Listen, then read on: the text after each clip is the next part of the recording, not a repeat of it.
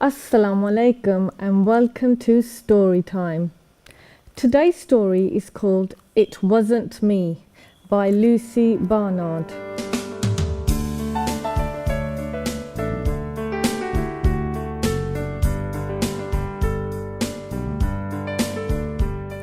Oscar and Ella were mischievous twins who never took the blame. It wasn't us, it was Patch, the dog, the twins would always claim. But Ella and Oscar's mum and dad were not silly, and they knew that Patch the dog was not to blame. It really wasn't true. When Mum invited her snotty friends around for tea, splat went Oscar's ball right into the pink jelly.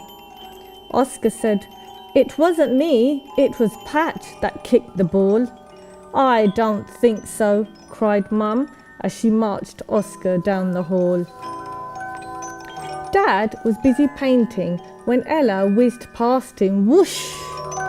She made the ladder wobble and Dad fell into the bush.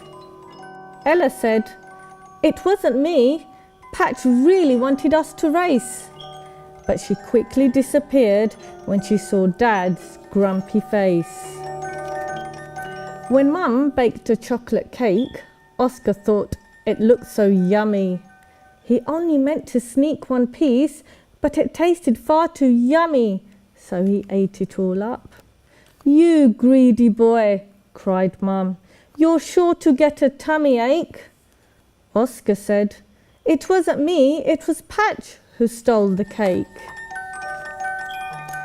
Ella just loved to run and twirl. She would race around and leap, but when she slipped onto the wet grass, she landed in a heap.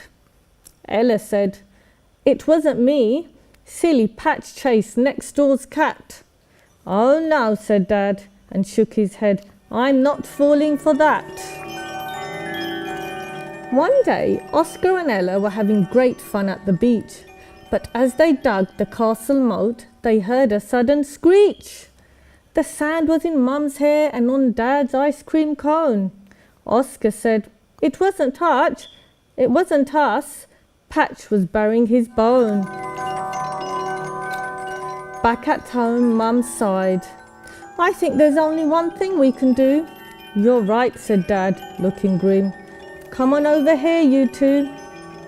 Mum and I have had a chat. We both agree, and so if all these things are Patch's fault, then he'll just have to go. Ella wailed, "You can't get rid of him, he's such a lovely pet." "We both love Patch," cried Oscar, feeling guilty and upset. They then told the truth and asked their mum and dad if Patch could stay. "On one condition," said Dad, "no more telling lies, okay?" The next day, Patch was playing, but he slid on the rug and crash! He slammed into the table and Mum's vase fell with a smash. Oscar gasped and said, "Patch really did do that, but Mum must never know." Ella said, "You're right, or she might say that Patch will have to go." So Oscar and Ella took the blame as Mum cleared the mess away. Then they had to help around the house doing boring jobs all day. Ella looked over at Oscar as they dusted the bookcase. Had they really seen a cheeky grin on little Patch's face? The end. So from today's story, we have learnt that not telling the truth can get you into a lot of trouble.